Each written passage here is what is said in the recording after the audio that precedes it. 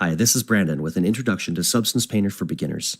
Today we're going to look at the UI and some best practices. We're also going to be using a hand-painted style on this project. That means no smart materials, and for the final project we will only export out a diffuse texture, also known as a base color map. So to get started in Substance Painter, similar to Photoshop, we'll go to File, New. Now there's three things in this area I like to work with. The first thing we'll do is pick a template. PBR Metallic Roughness is a good place to start. We need to find our file location. I previously set up a folder with the FBX export from Maya. I've got another video about how to export an FBX. The link is in the description. So we'll select our FBX file, open. The third thing I do is document resolution. I will start at 2K. This can be adjusted later on export. Everything else, I just leave default. Hit OK. Now this will bring up our model in two views. We have our 3D view of our object, and then we have our UV.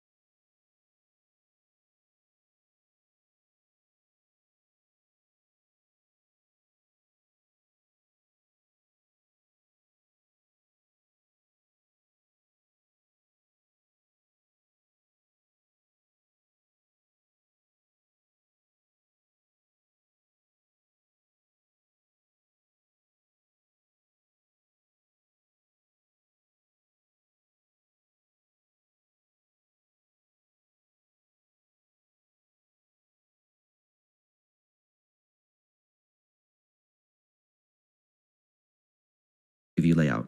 It's extremely important to have a good UV layout before even starting in Substance Painter. If you do need to make adjustments in your model and re-export into Substance Painter, if you've only made minor adjustments, you'll be okay. But if you add too many changes, Substance Painter does not like that, and a lot of your work can be lost in the painting you've already done. All right, so to take a quick look around the interface.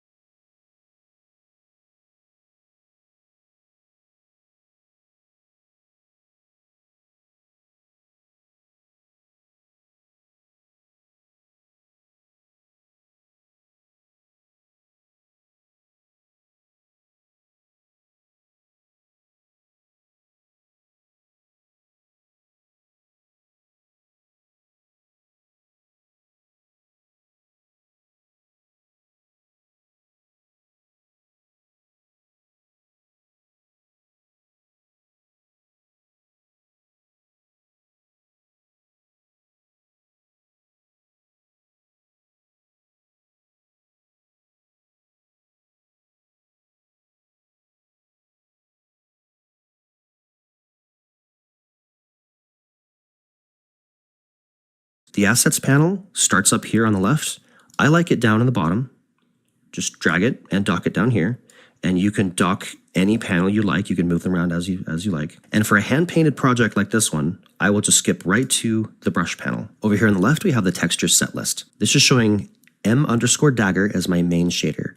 This means I only have one material attached to the entire model, which is exactly what I want. Now, if I have multiple materials here, this will export out multiple textures. Working with a stylized look, I don't need any other materials. Down below, we have the layers pan change going to make the K with 2K depending on your machine. So if you find that you're painting really slow, anything, this icon. Within this interface, this shows me how to actually bake my model. Now, I can bake my mesh maps here. I can also bake them up here with this icon.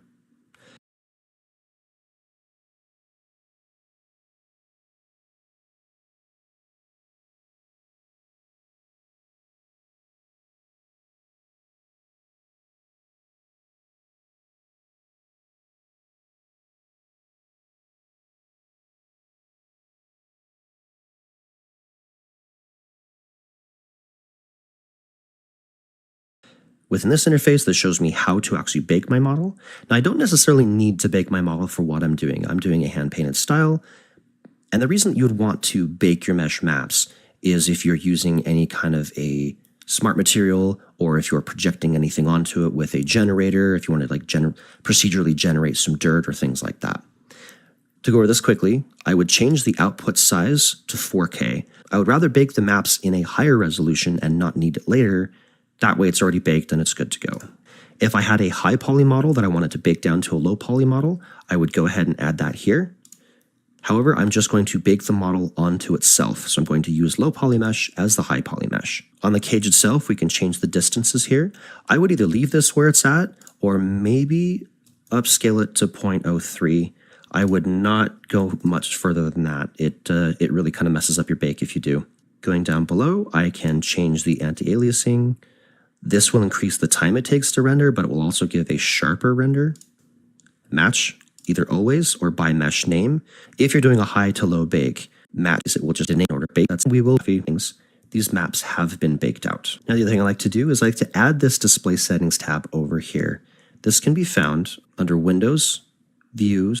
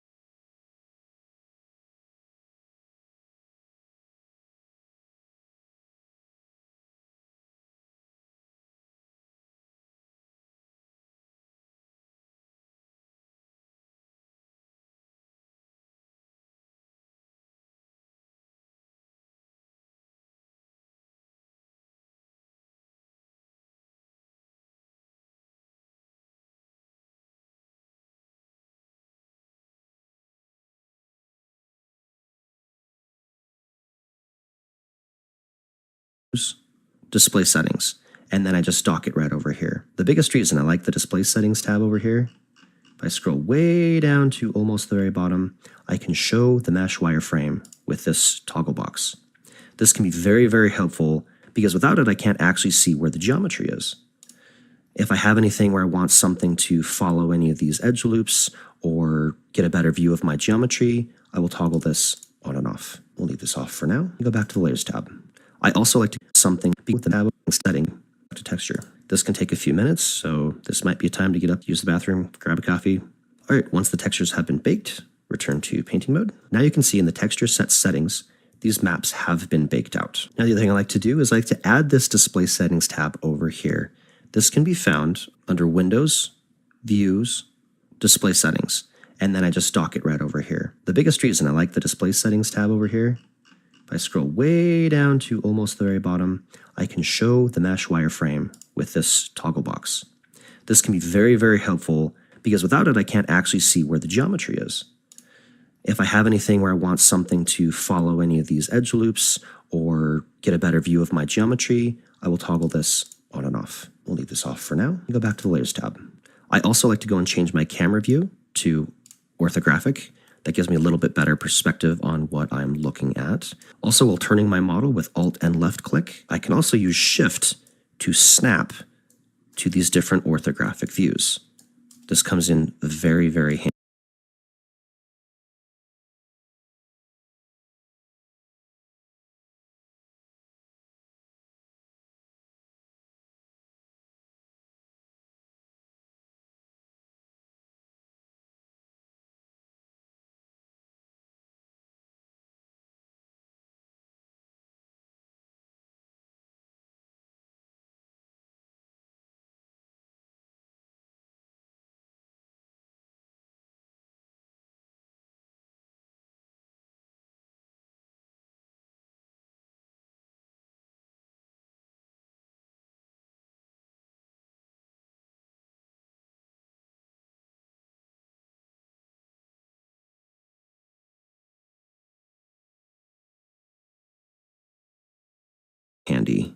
When I want to paint something flat across the model. All right, as far as bringing in a reference, I like to use PureRef. PureRef is a separate independent software. I'll have some more information in the description. But the reason that I like the software so much, it can display images over another software and stay floating on top. This is really, really nice because if I were to just show this in a Windows default image viewer, I'd have to bring this in of the actual description. I'm going to mask to this. Adding a black mask is a pretty staple way to work in a non-destructive workflow. It is possible to work on one layer and continuously be color dropping and painting your model. However, I like the non-destructive nature of being able to work within several layers and add a different color to each layer. I can paint within that mask, add generators, paint layers, fill layers, all kinds of other things over here. It's a pretty good workflow. The next thing I'll do is click on the actual color layer itself, go down to the properties. I'm going to disable all of these other color channels that I don't need. I'm not going to use height, roughness, metal, normal. I will click on the color layer, go down to this little eye. Software is really helpful. Now I'm going to start with just grabbing kind of a base color of this blade. I don't want to get my highlights. I don't want to get my darks. I want to get something in the middle. So let's go down over here. I'm going to double click on this to rename the layer. Now what I can do is duplicate this layer with Control D, and I can go in and select another area. The nice thing about this is that all of my presets are already here. I've already got the black mask, and I've already got these turned off. That way, as I go in and duplicate every layer and build up from there, I don't have to go in and uncheck everything. It saves me a little bit of time. So now I'm going to go and find the dark part of my blade. Let's get some of the shadows in here. The basic color pick, the process later tool. Now the polygon fill is an extremely useful tool. So go ahead and select that. And down over here in the properties, when I have my black mask selected, the fill mode, I can either do individual triangles, individual polygons, a mesh fill, which is an entire mesh, or if I go to the UV chunk fill and the color selection is set to white, it will now select the entire UV chunk and fill it with the color on that layer. So I can just marquee select across the blade, and it fills that entire UV chunk. This is opposed to if I were to do just the polygon fill, it would actually only select individual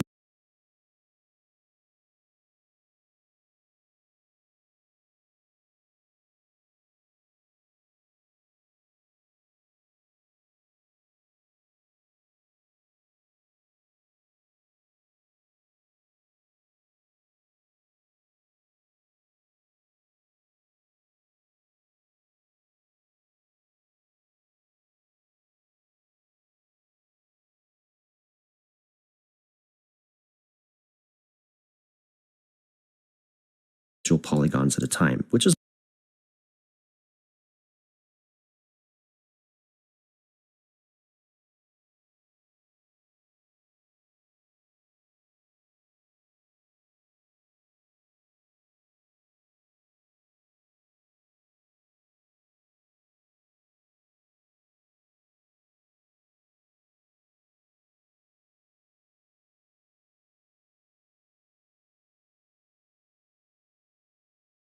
also very, very useful. And continuously get something. Okay, so now is a pretty staple way to work in a non-destructive workflow. It is possible to work on one layer and continuously be color dropping and painting your model. However, I like the non-destructive nature of being able to work generators, paint layers, fill layers, all kinds of other things over here. It's a pretty good workflow. The next thing I'll do is click on the actual color layer itself.